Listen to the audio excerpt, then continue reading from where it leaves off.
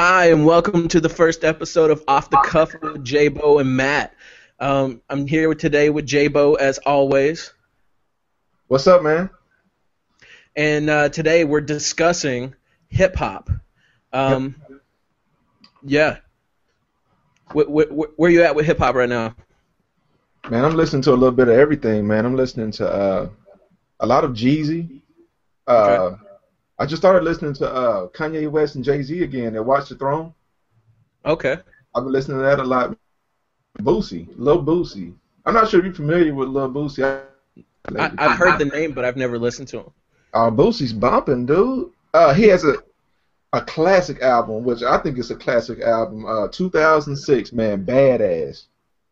Yeah. Badass by Lil Boosie. Check that out. It's like Dirty South kind of gangster rap, kind of like in the same vein as like Gucci Mane or Jeezy or Master P or 3 6 Mafia. Oh man. If you like that type of thing, though. By the way, I'm sure a lot of people who are listening got really pissed off that you lumped Master P in there with all of them. I mean, he's a Louisiana boy, but but he almost destroyed that Southern hip hop scene for everybody. No, he didn't. Dude, if it wasn't for Master P, there would be no Boosie. There would be no Lil Wayne. Master P was the man. In the late 90s, No Limit. No, I agree. I think my first thing my probably like first hip hop album was maybe like that I owned was like Master P's The Last Dawn. The Last Dawn? Yeah, with Make 'Em Say and all that on there. Last solo album, like his last album when he was, I guess, relevant, with No Limit in the 90s. Yeah. And I remember when that album came out, it was supposed to be his quote-unquote last album. And, like, people, like, that I knew that, like, listened to him and listened to No Limit, like, they ran to the record store to get that album. No, this is Master P's last CD, da-da-da-da-da. And obviously it isn't. or was it? But that was kind of like the promotional gimmick to that album. I don't think the album as a whole was that good, but he's a... I agree. Like I remember at the time that was when they were talking about signing Snoop Dogg and all that to No Limit, but then they Snoop was on No Limit for a few years. Yeah, but he had that same problem where he was taking too much of their money, and so like people were like, hey, I don't know if this is cool or not. With you taking all of our goddamn money, since we're all about the money, and he's like, man, fuck all y'all, and there goes No Limit. Like that's what to me was always the downfall of No Limit, was that he was taking too much royalties off of their albums, right? Like he was the business non-violent version of Suge Knight. Yeah, Master P was. Yeah. And I saw an interview with Snoop Dogg on his reincarnation documentary. Have you seen that? No, is that the one that deals with him becoming Snoop Lion? Yeah, with him like smoking a whole lot of weed. He smoked so much weed he drifted into a new. That's what that documentary is about. But anyway, there's a part on there where he talks about the transition from Suge Knight and Death Row to Master P and No Limit. He said that Master P pretty much bought out what was the remainder of his contract with Death Row from Suge Knight, and pretty much saved his life, man. Moved him to New Orleans, got him a new house, new surroundings, and everything after the whole Tupac and Biggie shooting. And he said Master P pretty much saved his life, man. I bet. Yeah. I like I said though, I consider it almost the destruction of Southern hip hop, because he was the mecca of Southern hip hop, and then when that whole thing came crashing down, like you think about it for a while, to me anyway, living in the South, like I stopped hearing a lot of like Southern hip hop, short of like 3 6 and like I don't know. I'm trying to think of who else. So you got to be a fan of, you know what I mean? Like, have you ever heard of UGK, Goody Mob? No, but see, you're right though. Like it would help if I was like really really married to the genre. Yeah. But to me, like Southern hip hop didn't take off again until the Houston scene came out. popped up, and then ATL popped up really big. I mean, not necessarily in that order, obviously. And then St. Louis showed Now, up with hold on. Lil Jon and all of them. You're stepping outside the South now, St. Louis. Like some people consider St. Louis the South, but a lot of people don't. I see. To me though, like I consider like St. Louis the top of the South. Like it has some of those like northern hip hop qualities, but I still think of Lil Jon as a Southern artist. You do? Well, he's from LA. Yeah. I mean, I do, yeah, but I mean, I can see why people wouldn't too. Why people wouldn't see Lil Jon as a Southern artist? Yeah, maybe. Why? Because St. Louis isn't exactly it. I don't know. Is it above the Mason-Dixon? It's not though, right? I'm not sure. Where's the Mason-Dixon line start? I don't know. I was never that guy. Like I was never the person who felt like he had to know, because even as a person who grew up around a lot of the South will rise again Southerners, it never behooved me to give a shit. But Lil Jon's from the South though. He's from Atlanta. Yeah. So I mean, I would see him as a Southern artist. I think he has a Southern sound too. I think. Yeah. No. See, and that's why I grouped him in there with the. I would have never even considered him as a non-Southern rapper until you said that. Oh yeah. Yeah. Okay. So who are you listening to, man? I know earlier we were talking about nerdcore. Yeah. You know who I really love? Who? It popped in my head after we were talking about that, and we'll get back to nerdcore in a second. This is not nerdcore. Astronautilus. Who is Astronautilus? He's originally from Florida, but most people associate him with kind of like the Minnesota rap scene. And oh my God, dude, it's for him specifically, it's like I would say it's kind of like hip hop with an element of Southern rock. Uh-huh. Like you just have to hear it, man. It's impressive. Like his live shows are out of this world. It's like a rock show. Like this dude is so into his music. He's rapping, but he's like screaming it almost, not like heavy metal screaming, but he's like really belting it out. He's red faced and just really into it. Like especially in like the harder songs, and then like on the softer, it's very like melodic. You just have to see it, man. It's impressive. I think you would really, really like it. I have to check it out, man. I'll check it out. We met where in Jonesboro at Arkansas State, right, back in 2005? Yeah.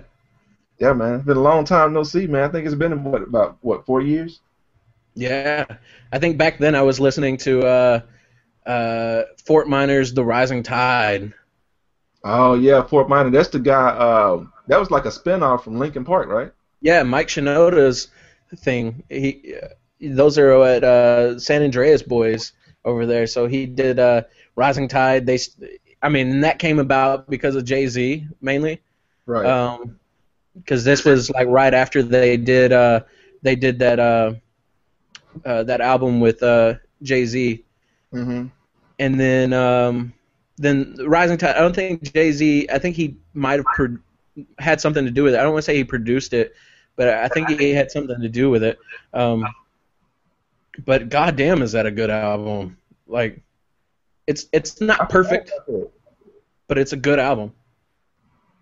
What happened to Fort Minor? They made that one album, and then like during that time for Linkin Park, both Mike Shinoda and Chester Bennington were talking about. They were both talking about doing side projects. I know they were going into, or they had just released Minutes to Midnight, which was very not hip hop, and I think Mike really had a lot of that hip hop in him that he wanted to get out, and so he definitely so he went and did that. Chester was going to do a side project. I think he did it, but I didn't really care for it. I think he's a great vocalist, but I didn't care for his side project. I didn't know he did a side project. It was like a solo thing that he did.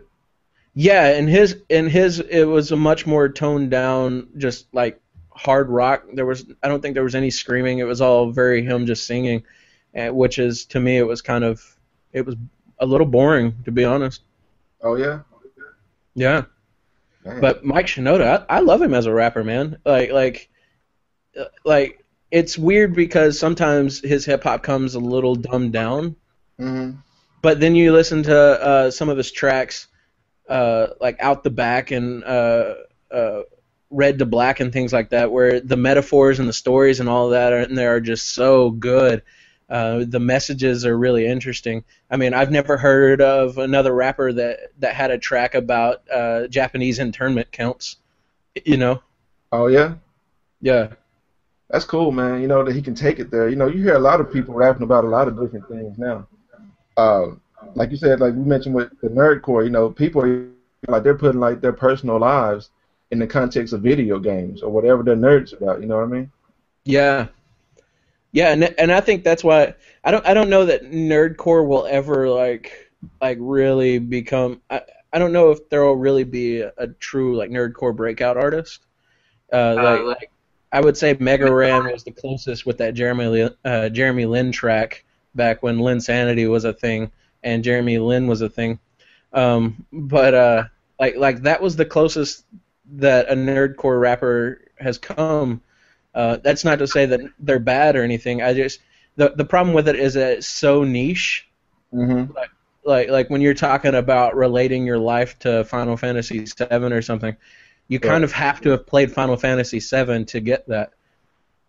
Whereas like gangster rap took off because it was all bravado. Like you didn't have to run the streets or even having to get into a fight to really feel cocky and really listening to it. But with nerdcore, you really have to have like I couldn't imagine like a soccer mom just really riding down the road jamming out to some Adam Warrock or something just because, you know. I can imagine a soccer mom just riding down to Snoop Dogg and Dr. Dre. I have seen that. You've never been like on the street, been next to one of those like soccer mom vans, and she's bumping in there. She's doing that white girl dance, really just like into it, you know. Hey, but you know what though? I drive a soccer mom van. I drive a Chrysler Pacifica, a 2005 Chrysler Pacifica, and I don't care. I bump all my shit. I bump Master P and everything. So I'm that guy. I'm the soccer mom. See, that's awesome though. 5 people, and I bump whatever I want to bump. I don't care. See, and a lot of people don't know that. Most of those vans come with really awesome sound systems in them. Exactly. And they get up and go. They do. Like you could drag race in a minivan and kill a fucking car. And most people don't know that. They're like, I'm too embarrassed to do that. But you drive one time and you're just like, hit the gas and you just shoot off the line and you're like, yeah, you just got beat by a Pacifica, son. That's right. I smoke anybody.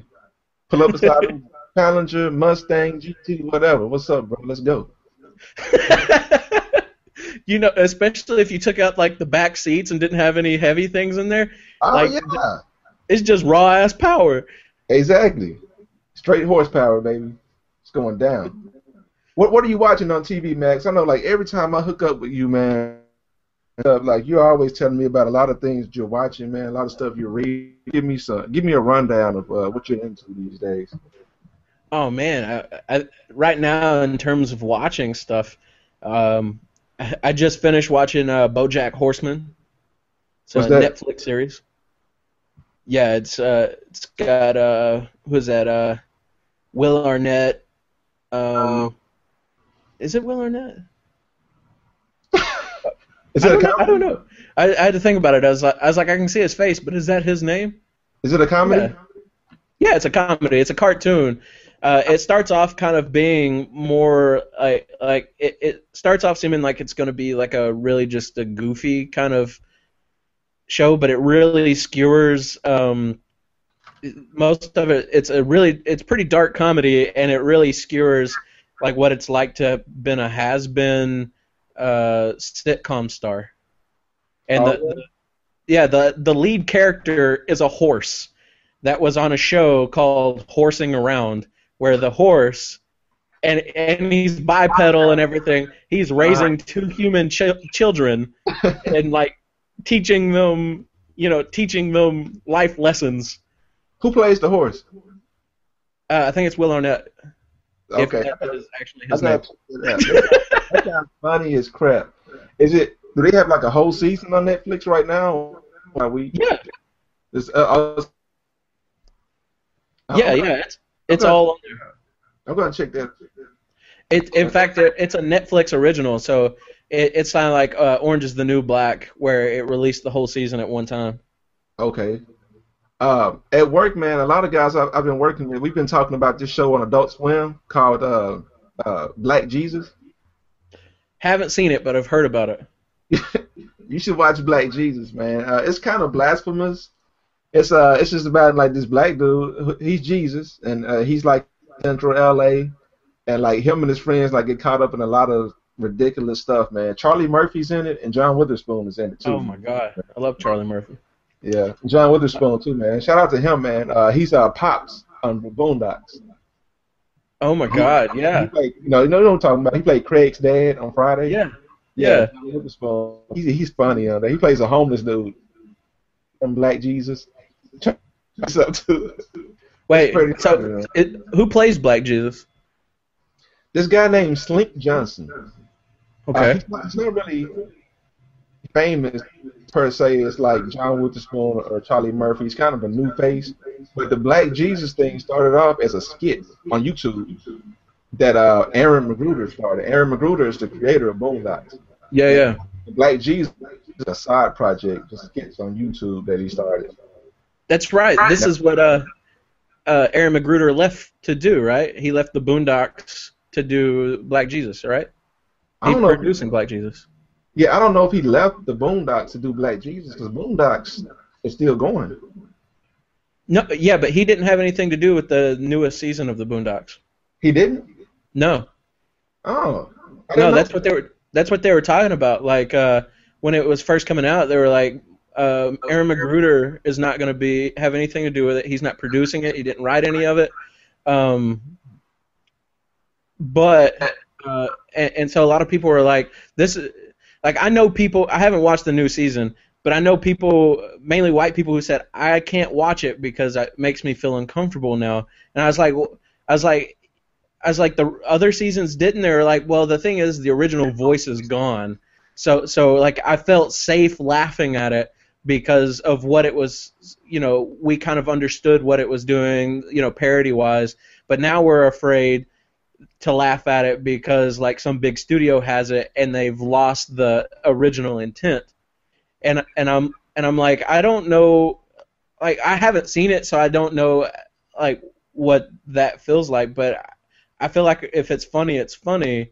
And if it's being like just racist to be racist or being ignorant to be ignorant, I think that will come through. And I think maybe it did, maybe it didn't. I don't know. Did you see the season? Yeah, man, I saw the newest season. It's online at AdultSwim.com. I thought it was funny. It's not as funny as the earlier seasons of classic material. And after that, it started to kind of go downhill. I mean, it was still funny. I think the intent to parody culture in general is still there. I mean, they've always parodied culture in general, not just black people. It wasn't just black people parodying black people. I think he just happened to be black. The creators happened to be black, and they parodied America. And there was some language in there because it was coming from a black person's perspective. But I think the show's true to what it's been. I think the real question is like I don't know if a lot of people had the wherewithal to describe that they didn't know whether they were laughing because they thought the parody was hilarious or they were just laughing at black people.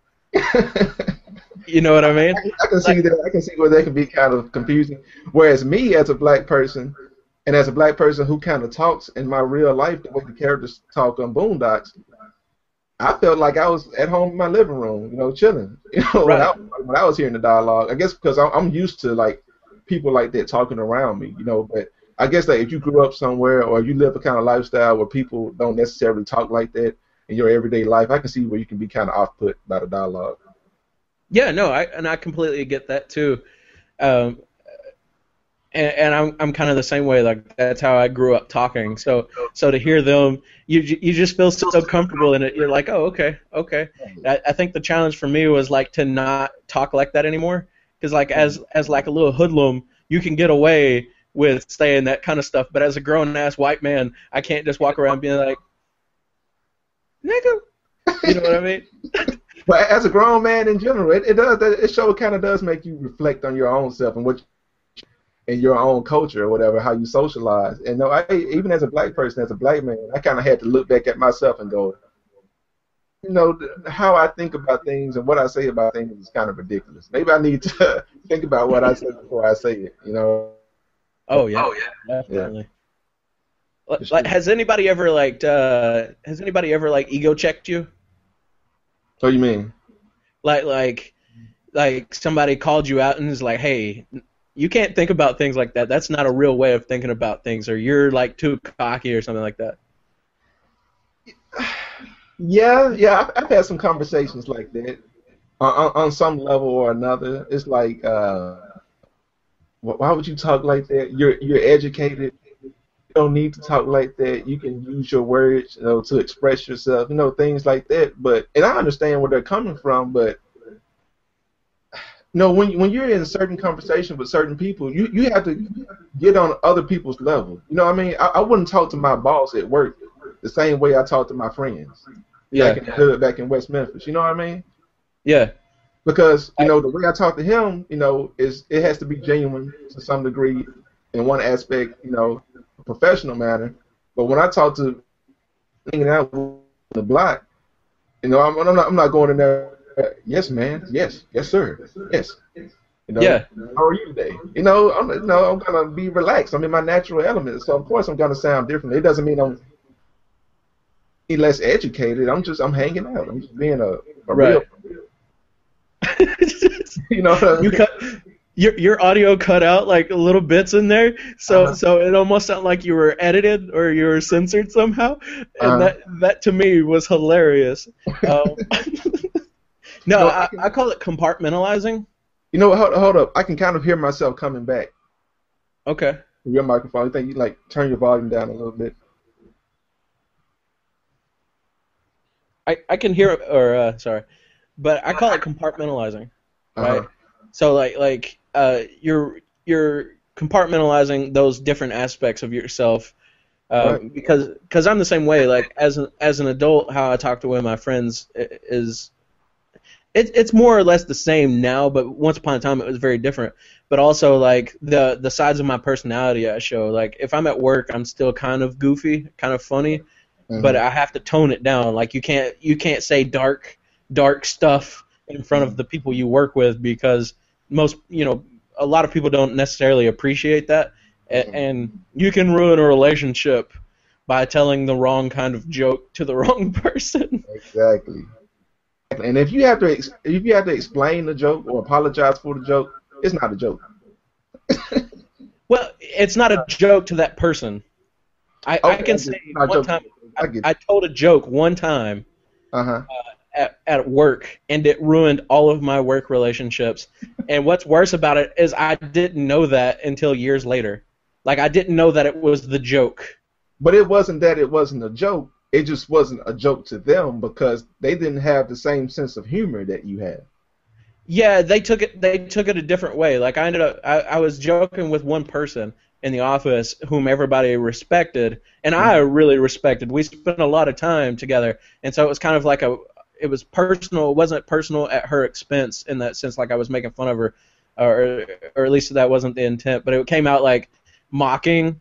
A little bit, but to me it was supposed to be like it was funny because me and her had joked about it before, but nobody else in the office saw it that way, and it just like after that they treated me different, and in my mind I never connected it to that moment until later on somebody mentioned it, and I was like, holy shit, that's why everybody was treating me like shit. We've been having a lot of technical difficulties going back with the audio. I don't know what it is, man. Is it my microphone or your microphone or what? I think it's a mixture of both. A mixture of both? So yeah. We're recording this through Google Hangouts, and this isn't a Google or anything. I love Google, but I don't know what it is, man. What we're doing, like we're having to. I'm having to reset my microphone on my laptop through Google Hangouts, and Matt's having to actually unplug his microphone from his computer so that we can keep recording. So we'll try to go back and edit it a little bit so make it concise and clear. But that's what's going on. If you hear anything weird, it's just the technical difficulties through Google Hangouts. Yeah. So apologize for that. But, going back to kind of hip hop and tying what we were just talking about, how do you feel? And I know this is kind of like an old school question, but how do you feel about the use of the N-word in hip hop? Like, how do I feel about the N-word? Yeah, I would honestly say that, especially in like a mainstream hip hop, it's a little bit less prevalent than it used to be. No, I don't think so. I don't think it's less prevalent. It's real. No, in hip hop, a lot of people forget that hip hop was created by black kids and Puerto Rican kids in the projects in New York City. You know what I mean? That's the foundation of it. That's the origin of it. And anybody, I think, who's even somewhat familiar with the way that black people talk and people of color talk in ghettos, that's how we talk. That's how they talk. So if you have this art form that's created from that type of environment, how else do you expect it to sound? You know what I mean? Yeah. No, I agree personally. I think definitely in terms of using either the M-word or whatever language they use, it does have to be like real to that artist. Like it wouldn't make sense if Macklemore put out a new album and he was all of a sudden like nigga this, nigga that. You know what I mean? Like that would be like, wait, what? What was that? You're rapping from Portland, Oregon? Is that I mean, if he's using it, he's white, but if he threw the N-word in there, nigger. If he said nigger, I don't say the N-word. If he said nigger, and he was using it, I mean, he's staying true to the art form because he's doing hip hop, and that's how the people who created hip. That's where it comes from. That's the fabric of hip hop. So I wouldn't have a problem with Macklemore saying the word nigger in his music if he wanted to say it. So it's about the context. If he was using it in a good context, I wouldn't have a problem saying it. So if he did say like a cover of a Trinidad James song or something, you wouldn't have any problem with that? No, I wouldn't. Okay. I wouldn't. But let's talk about what's going on currently. You know about the riots in Ferguson and whatnot? Yeah. How do I feel about it? Yeah, how do you feel about everything in Missouri? I think that the riots are perhaps a little unwarranted. But I mean, I feel like police shootings and whatnot like that is an interesting conversation, and I think part of that comes from, first of all, it brings up race relations again. Second of all, it brings up police brutality, it's and that's always been something in there as well.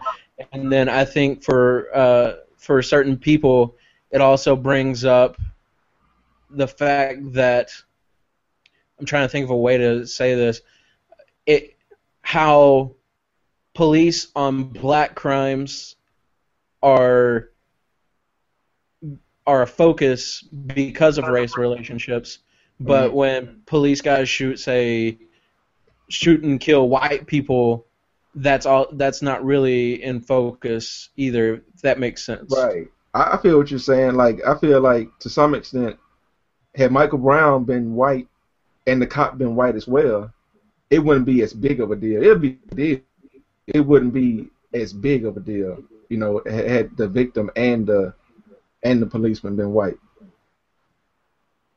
Yeah, and so I think there's a lot of stuff tied to it, and that's probably why the riots didn't help, but I think that's part of what really put it in to national focus like it has.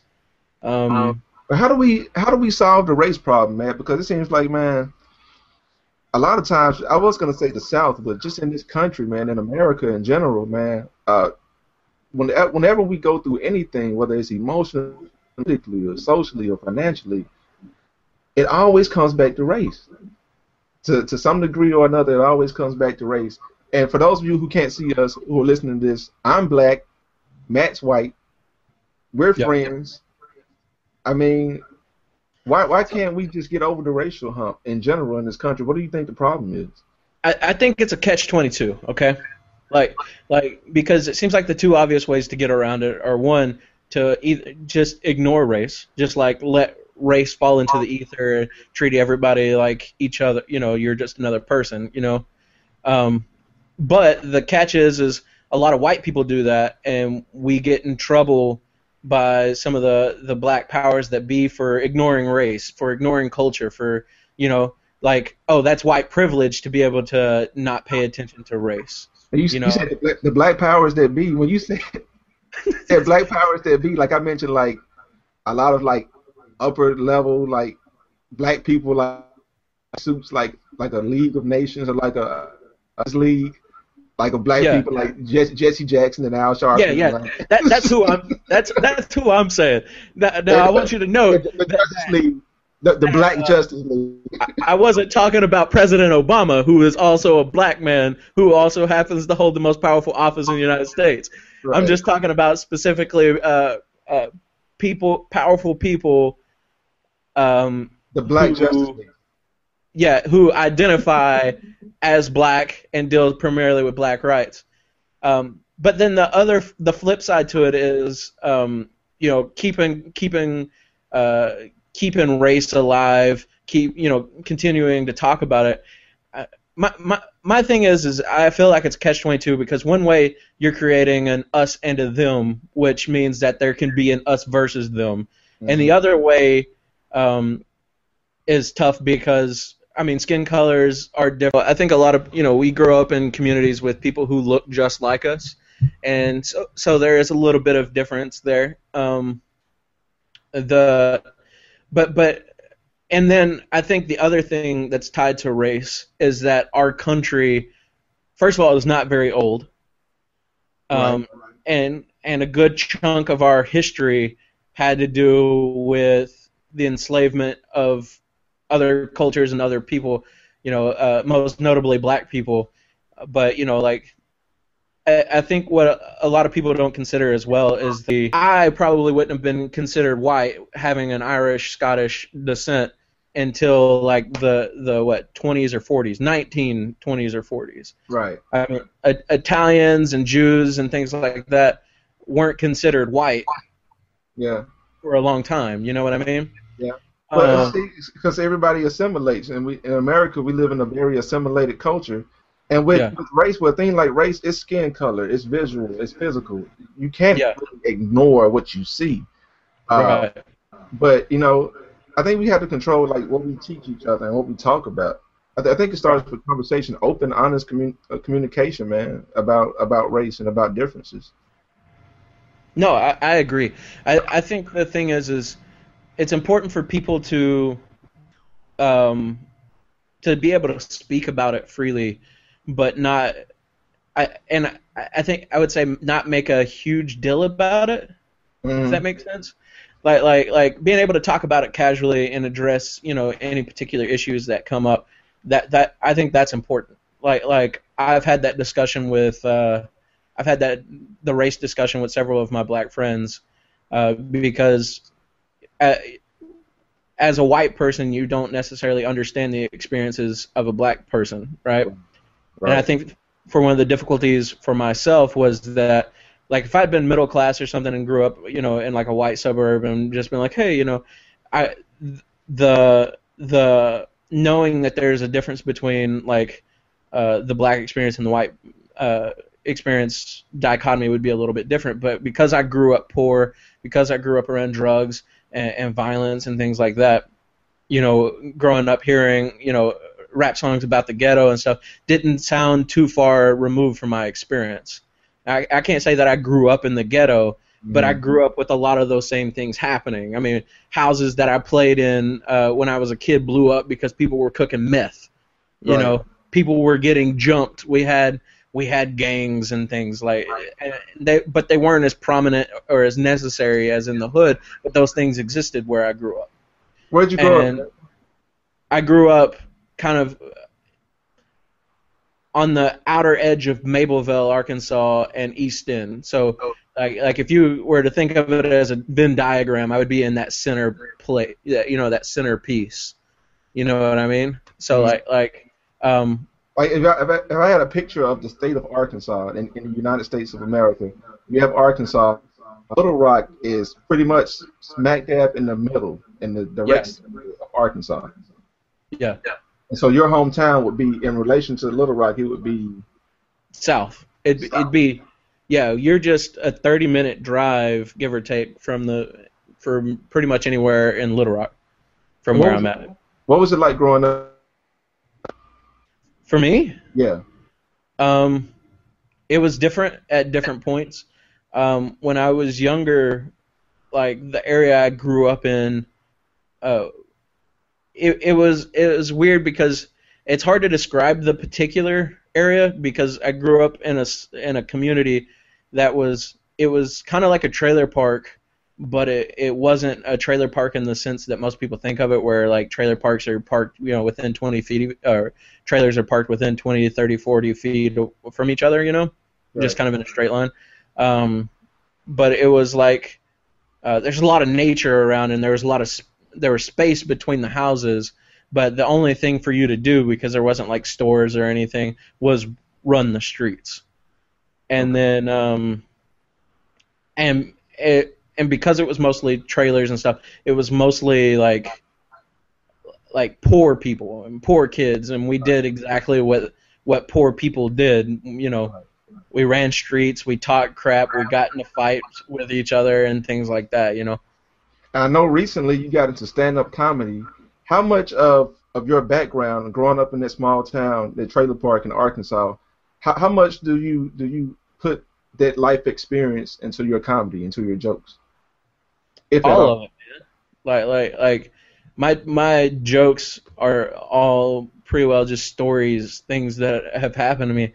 Like some of them are like completely, this is exactly what happened. Like there's no bullshit in there. And then some of it I've been the truth slightly to add, for comedic effect, Right. What gives you the guts, man? I've always wondered what gives somebody the guts, the courage to say, I'm funny, and I'm funny enough to be on stage by a room full of strangers laugh. What does it take to actually form that thought and actually go through with something like that? First of all, you can't think of it like that. Like I'm not saying you can't think of it like that, but I mean like when you go to perform or something, you can't think of it like that because that's too scary.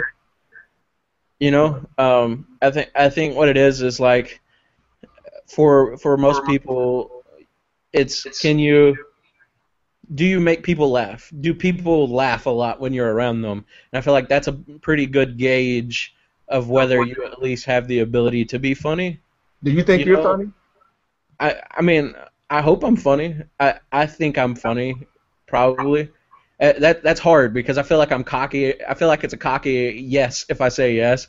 But I think I'm a funny person. Do I think I have room to grow on stage? Yeah. I mean, I think that you can be funny like talking with people, kind of having conversation and just like throwing out like puns or even kind of improv kind of conversations where you're just pull shit out of your ass and you're just like, and it makes it work when you're with close people. But stand-up is basically performance art. What do you think about the stand-up comedy scene in Arkansas? I think it's interesting. I mean, can you imagine stand-up comedy in a poor state that's conservative or at least traditionally conservative? I mean, I could imagine a lot of material coming from that. Yeah. But the flip to that is comedy also has to be relatable, right? Like if I'm in New York, or something doing comedy, I can't really do a joke about burning trash because people's heads are too like wrapped up about burning trash. Like, who burns trash? What the fuck are you talking about? Right. Like, it's not relatable. Like, your premise has to be relatable and human, and then, you know, the rest of it has to work from there. Like, if I have to sit there and explain to you why we burn trash, then it's lost. The joke is lost. yeah, it means I have to spend way too much time. Right. One of the things that I want to make a comment about the burning trash. I grew up in West Memphis, Arkansas, right across the bridge from Memphis, Tennessee, in the northeast corner of Arkansas. Yeah. And we didn't burn trash. That's a very like more of a country thing to do, is to burn trash. I was driving from West Memphis to Dallas, Texas, and to get from Memphis to Dallas, you have to drive pretty much through Arkansas. And I stopped in Little Rock for gas, and I turned on the radio, and the DJ on his radio station put out an advisory to the listeners about not burning trash. He said something like, "I just want to let y'all know that it's going to be a no trash burning tonight. So whatever you do tonight, y'all don't burn your trash tonight. You got coming on in the air, no trash burning. And let y'all know. Oh, and what's up? You tuned in to Power 106, da da da da da da." And he just went on into his spiel with the DJ show, and I was like, hold up. Don't burn trash. He actually had during his show and put an announcement out to the public to not burn trash, and that was just like culture shock to me. That was so crazy. So I can understand like how. Did you find out why? There was some kind of conditions going on in the air, something environmentally, where there was a mandate from the local government not to burn trash that day or that weekend. Yeah, it was probably just it was too dry, like a burn warning.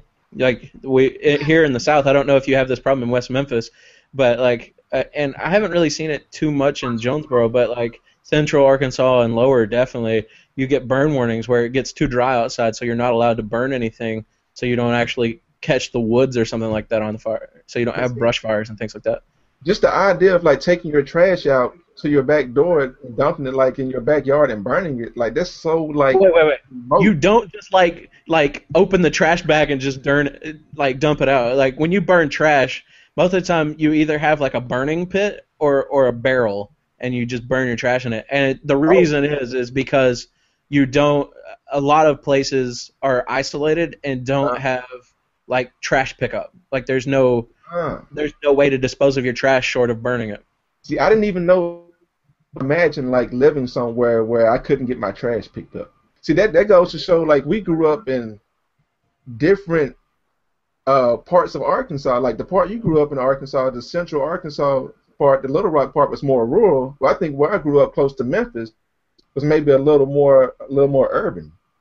Yeah, and like I said, it was kind of weird because like I technically grew up, or I lived in all different places in Central Arkansas. Like I've lived on and next to farms, but when I say I grew up, my mom lived where I described earlier, but my parents got a divorce when I was young, and my dad had grew up on farms. So when he'd live with like a family member or finally got his own place, that's exactly what he did. He moved to a place that he grew up with, and so that's where my main experience with burning trash was, like with my mom and stuff. We had trash pickup and things like that. It was really rare. The only thing that we had to do was like we had to worry about where my mom lived was if you had a burn ban, but you also had to like get rid of, like, burn leaves or something like that if you're doing like yard work or something like that.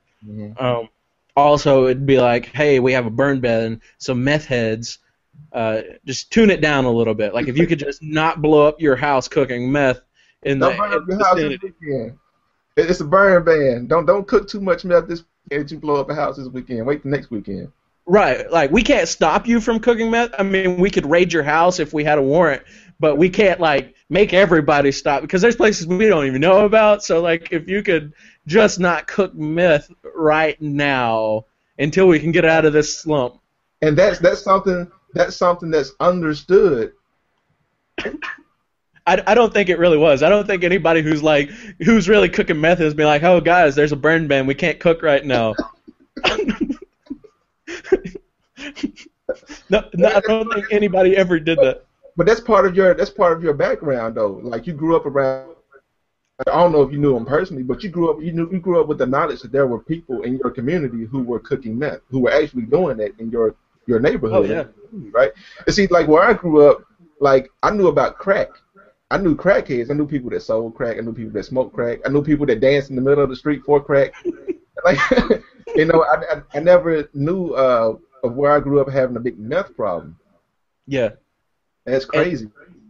and it's kind of similar. Like the behavior and all that stuff is really similar. Like meth heads also have like like they get lesions and shit like that. Like crackheads can get. Like Yeah. like like. And I'm sure you can spot a crackhead from a mile away. I can Oh spot a yeah. meth head from a mile away. I know a crackhead. When I Oh see a yeah. crackhead, I know a crackhead. I I had a job at this facility where they had teachers. Like it was a live-in facility for kids. Uh-huh. I can't say the place's name um, for this purpose, but uh, it was a mental health facility, and so these kids were living there. I walked in during training and met one of the teachers. 5 seconds looking at the teacher, I was like, this teacher's a meth head. Like, there's not a single doubt in my mind. I told my boss, and he goes, how do you know? I said, I grew up around meth heads. I know what meth head looks like. It's something Like, you know. she clearly hadn't been doing meth long enough that it was like she was getting, like, her teeth weren't quite jacked up yet, and she wasn't having, like, the physical qualities of it yet. Mhm. But the way she would move, the way, like, her mannerisms were very methy. Right. He said she was very methy. See, that's when you know you're funny. When the person said, he says, like, and then you repeat the funny part. Right. But see, that's something you know, though, and you wouldn't have been a product of their environment, man. It's really interesting to me how the environments that we grow up in shape, how we look at the world, you know what I mean? Yeah. See, I had, like, it was one of those things when you're young, until somebody points it out to you, you don't know. Like, it's a kind of a normal part of your environment. And then when you either get old enough and somebody tells you, or you learn, through other means, whether it's like TV, movies, or, whatever, or personal experience, then you notice it, and it's like it pulls the veil away from you, and you're like, holy shit! That Right. person I spent a lot of time with was on meth. And that becomes the picture in your head. You're like, okay, one of my aunts Uh-huh. or aunts was a meth head for my entire life. Okay. I hope I know she cleaned up at least one point, and I hope she's still clean because meth is a hell of a drug, just like crack. And I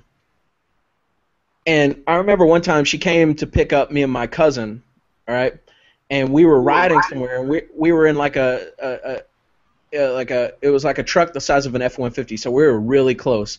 And he and I were just like sitting next to each other, like, just really still, like you would in any vehicle. You're just riding, you're just sitting. And she's moving. She's doing the meth move, like the meth dance, if it was, just always moving. And she had the gall to be like, you guys got to stop moving. And she was moving. She was moving. We were just sitting there like super still, like, what the fuck are you talking about? And this whole time she's like rocking back and forth, messing with the gear shift, doing all sorts of shit. She was so high, she was so out of it, that she was moving, but she thought you guys were moving, and she was being still. I don't know if she thought that we were moving. I think maybe that the fact that we weren't moving and all that, and that she was so high, she either did think we were moving or she was self-conscious of it because she was with two kids. And, Okay. You know what I mean? Yeah, okay. I would hope it's the latter and not the former, Yeah. but it very well may have been the former.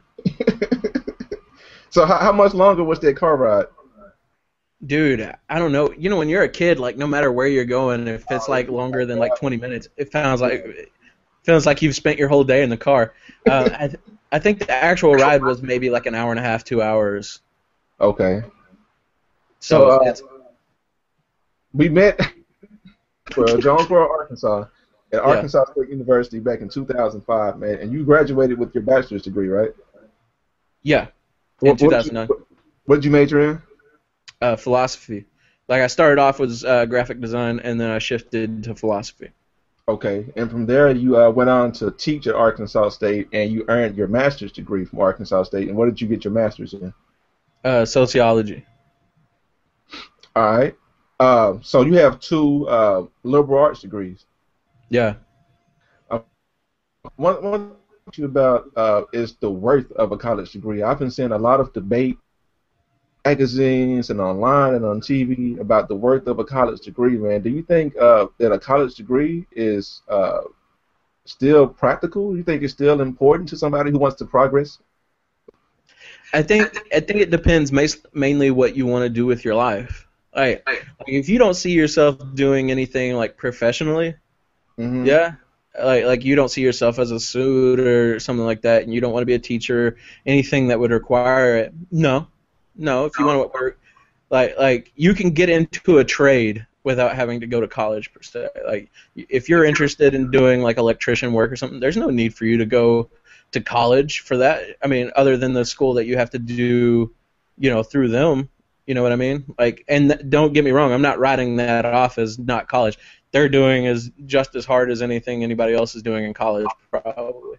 And I know they also get credit and things like that through the union, I believe. But you consider that like a trade school kind of thing, If a kid is listening to this right now and they're already in the middle of going to college or new freshman, it's August, so a lot of kids are going to school for the first time. A lot of kids are going back to school, and they're really kind of undecided as to what they want to major in college, and they're thinking about maybe doing something more practical like mathematics or business or accounting or engineering, and on the other side they're thinking language arts or English or political science like I did, or sociology or psychology. What advice would you give to that student? First of all, I would always tell them to go with what they enjoy. For two reasons. One, if you go with something that you really enjoy and that you're good at, it's going to make your college career easier, right? Right. It's going to make it more interesting. But secondly, by doing something that you enjoy and whatnot, when you actually graduate from college, you're going to want to get into that field more, or you're going to be willing to do more in college that's going to help propel you into work. I mean, I've seen so many people who have gone through college who were doing majors they didn't like, who either dropped out because they couldn't stand it and it colored the whole college experience negative, or they did graduate but didn't get a job in that field because they hated the field by the time they graduated. What about the kid like who's focused on just getting a job and making money? Um, I would say that there's ways to do that. Like you could get to intro level jobs and make money like that until you've got enough experience to get a manager position somewhere or get into a factory. I mean, here in Arkansas, there's some factories that you can make $60,000 a year at working in. It's a lot of hard ass work, but if you just want money, that's a way you can go. I know that sounds confusing, but I mean, if you had three choices of majors, things that you enjoyed doing, and they were tiered by the most enjoyment you got out of them in college, if the top two choices were things that weren't practical that you didn't see yourself doing, then you shouldn't do them. All right. I noticed too, man. I was taking a look at your Facebook page, and I noticed you have a lot of updates on your weight loss and weight gain and dieting and nutrition and things like that. How much did you weigh at your heaviest? Oh, like my heaviest period, probably closer to 500, definitely around like 475. And how much have you lost? This go around, I am down to 396. How'd you do it? I utilized a lot of that meth knowledge. No, just mainly I started to try to cut down on what I was eating. I used meal replacement shakes to help kind of shrink my stomach. And then I got into lifting weights. Okay. Sounds good, man. You like lifting weights? I do. The thing is like lifting weights for me is kind of a newer thing that I've gotten into within the past like 6 to 8 months. I guess since February, so whatever month it is now, August, since February. The one thing that I like about it is, lifting weights will help you lose weight and it'll help you keep it off as long as you kind of keep doing it. But it also kind of gives you always something to aspire to. I was talking to a guy. I was like, hey, when I got under 400 pounds, I was really excited. He goes, what are you trying to get down to? I was like, ideally, like 250. He's like, well, what's your goals? I was like, I don't know, to be able to lift 315 next. And he's like, no, I mean losing weight. And my thing is like I've been morbidly obese my whole life, so I have to really plan for the rest of my life to always be exercising or to be doing something with fitness in mind, even if it's just kind of secondary to what I'm doing. So for me, I like to think about it more as with lifting weights, you can always kind of go up, and so you're always chasing after something. But by losing weight, you're going to get to somewhere, and that's kind of where you're at. And a lot of people, they're like, oh, I got down to this weight, so I no longer have to do that, or I don't have to try as hard at it anymore. And you can yo-yo back or whatever, but you've reached that goal, and it's hard to keep thinking about that goal. But for me, with lifting weights, I can always think about going higher, and as long as I do this and cut and kind of do these other side things to lose weight, then I'm going to get to that weight loss goal, but I'm still goal-oriented in terms of moving up and, lifting weights, if that makes sense. Okay. All right, man, now we're going to get into some games, man. I want to ask you some questions, man, so people can really get to know how your mind works, your methy, comedic mind. All right. Let's jump into a new part of the show. But first, man, I want to remind anybody who's listening, if you just tuned in, that you're listening to the JayBo Show. And you can find me on Twitter at BealeStreetBlue, BealeST Blue, at Twitter.com. And today's show, as always, is brought to you by Let Leslie Shine, handmade jewelry for women and girls. You can find Let Leslie Shine on Twitter and on Instagram, and you can email letlesleyshine@gmail.com for details and prices. Now, Matt, what I'm going to do is I'm going to do a new part of our show. All right. And it's called "Somebody Please Call Jai."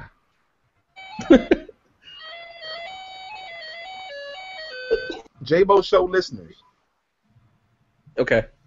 If you're really good, we may be getting a cameo from the actual Ja Rule on the JayBo Show. I'm saying it right now. Mark the date, mark the time. If you're good, if you listen to my show, on the next episode, quite possibly, there may be a cameo of Def Jam artist, early 2000s hip-hop superstar Ja Rule on the JayBo Show, because we love Ja Rule on the JayBo Show. Now you got to include me in that show if you have Ja Rule on there, because I have some questions for him. Ja Rule's going to be here, man. For real, you got Ja Rule. Ja Rule, Texas, baby, and he's gonna be here. Did you say, hey, I got 50 Cent that's gonna be on the show, and he said if you come on the show, that would be awesome. If I could get 50 Cent and Ja Rule here at the same time, dude, I would put that on pay-per-view. That wouldn't even be free. That would be like pay-per-view, like for real. Like I would be like Don King overnight. Their beef is so stupid. Like realistically, nobody gives a shit about either of them. Either one. I can understand if you're picking a beef with somebody who was big, but when Ja Rule and 50's like beef became like a known thing, it was already after 50 was kind of a has-been. It never made sense to me. Like, I don't give a shit. Like, fucking, I don't care. Like 50 Cent, like 50 Cent to me was always felt like he was going to be kind of like I don't know. I hated listening to him talk. You know what I mean? He sounded, and no like offense to anybody, but he sounded a little slow. So listening to him talk sounded like it didn't equate in my head to somebody who was like a real like thug. Yeah. It sounded like he was just like, "Hey man, I got shot." It'd be like, "Man, anybody can get shot if there's a gun pointed at them. You don't have to do." But like you got shot and that's how you got big. But your breakout song was "In the Club," so Right. like walk away, homie. Walk away. That's what you would tell 50 Cent if you saw him in person. Walk away, homie. I don't know. I think if I saw him in person, I'd probably be like, "Oh shit, it's 50 Cent. I'm gonna talk to 50 Cent," and then I'd probably just like talk to 50 Cent. Like I'm not gonna front. I'm not gonna be like, if I saw 50 Cent, I'd walk up and be like, "What's up, homie? You a buster, you know?" Like no, I'd be like, "Hey man, good job on making vitamin water and then selling it. That made you buku money. Like you've made more money off of everything else besides your music." I bet he's made more money than Ja Rule. Like, definitely. Did you see the? Do you remember? Did you hear about when they made that bet about because they had the albums coming out at a similar time, and he's like, 50's like, "Hey man, if you outsell me, then I'm gonna quit hip hop forever." That was him and Kanye West. Was it? I thought it was Ja Rule. I thought it was Kanye. Maybe I he thought did it a was Ja thing like that. Rule. Maybe he did a thing like that with Ja Rule too. But I remember he did something like that with Kanye West. Like they had the album come out on the same day, like back in 2007. How did 50 Cent think he was gonna beat Kanye? I mean, I guess that's me thinking about it like in today's Kanye, but At that point, Kanye was like the man. yeah, Like after 2005, like 50 Cent hasn't really been rap right. music since like '05. No, I agree. We're gonna move on to the next part of the show, Matt. I'm gonna ask you a few questions. And you tell me Let me say something real quick. What's up? Go. Not a fan of Kanye West. Ladies and gentlemen, Matthew Coulter is not a fan of Kanye West. Let me also say I like Kanye when he's on other people's tracks, but I don't like him as like an artist on his own stuff. He likes Kanye when he's a featured artist. On to the next part of the show. I know you better.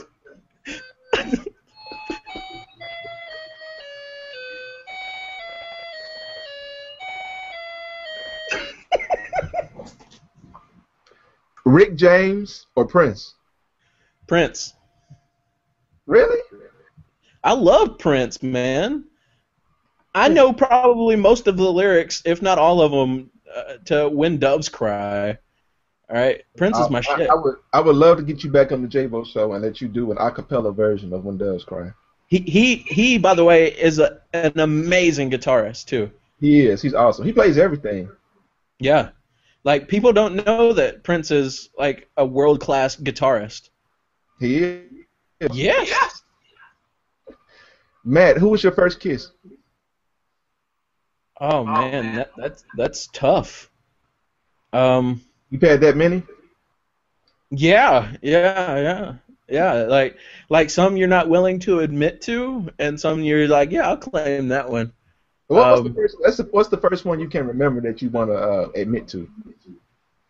When I was maybe too young to my babysitter. Okay, how old were you? I don't know, maybe 3. You remember that? I think I remember that. How Like, you know how you have those young things, like you're like, I think this was a real thing, or maybe I imagined that. How old was the babysitter? I don't know. I was 3. What's funnier, man? It's break dancing or a group of babies smoking cigarettes? Cops break dancing. Like, baby smoking's not funny. You're just like, hey, baby, stop smoking. That's going to ruin your life. But a cop breaks dancing, that's like, hey, man, get it, dude. Batman or Super? Batman. What's the worst thing to say to a man in the heat of passion? Hey, man, we're currently in the heat of passion. Now, for the last part of the show, fill in the blank.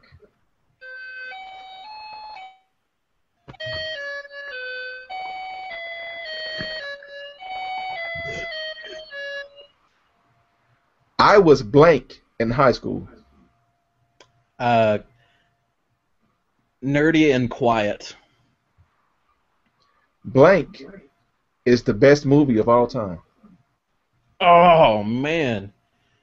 I think my go-to answer is Seven Samurai. Blank keeps me up at night. My fear of death. One thing you don't know about me is I don't know. I'm pretty open about most of my life. I'm gonna go with that I'm secretly a Chihuahua. my name is Matthew Coulter, and I'm a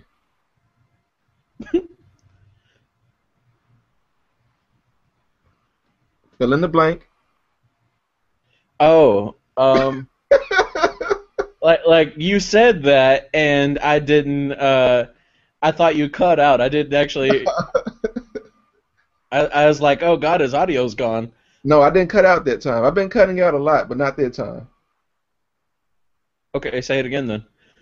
My name is Matthew Coulter, and I'm a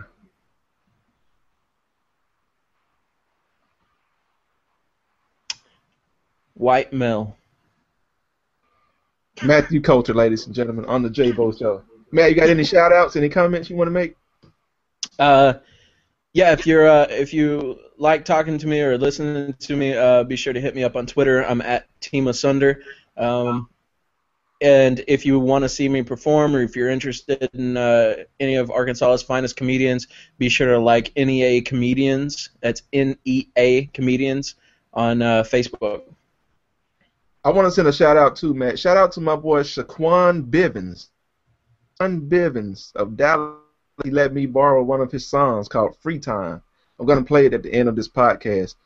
On the page for this episode, I'm going to play that episode of this show next. So y'all stay tuned and listen to Shaquan Bivens' song Free Time. It's bumping.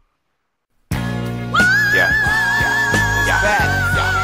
This is 28 gang. This is Free Time. Yeah. You're dealing with the most authentic in a minute. I eat your brains and liver, make your wife tremble, wrap your kids up in the linen. Been ill since I can remember. You lame and don't deliver. Studying yay on thermoflu and getting sicker. I got it, mister. It amazes me they claim to be from A to Z, the #1 rapper, but try and mess with me. I'm definitely deafening as you desperately scramble to get what I got. Rest in peace. I'm killing whack rappers. You make hits trick out the cleat. Come here, sweetheart, and you feeling my rap? Ain't I so clean? Oh, you heard my verse? Ain't I go in this game? I got a future like money on MTV, and honey, that's where I got the future. Your man money tighter than an A-Rap's head wrap. I got niggas who aim at Fed hats to bring the bread back. My name always brought up, so ain't no telling where I land at. Gonna get 6 figs for my grandpaps. Playing that, smash that, holla.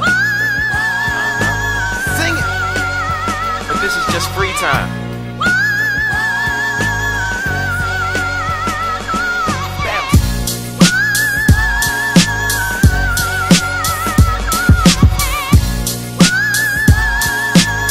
Check me out. I kill it in a first take like Stephen A, a future grade. Will they love me or will I flop? Well, who's to say? But better believe I'm up every day before the roots to play. And nah, I don't make dance music, but I got moves to make. Trying to get my wordplay on another level. Up at several. Remember being in 2nd grade, wanna be a rapper. My teacher said that was inappropriate. Well, come and check how dope he is and how fucking close he is to being the next segment after this commercial break.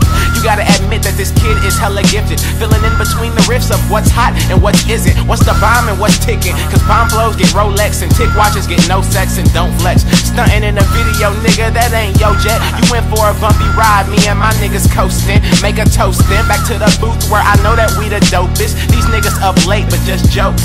Conan. We the bomb like TNT. Watch me ball on TNT. Trick.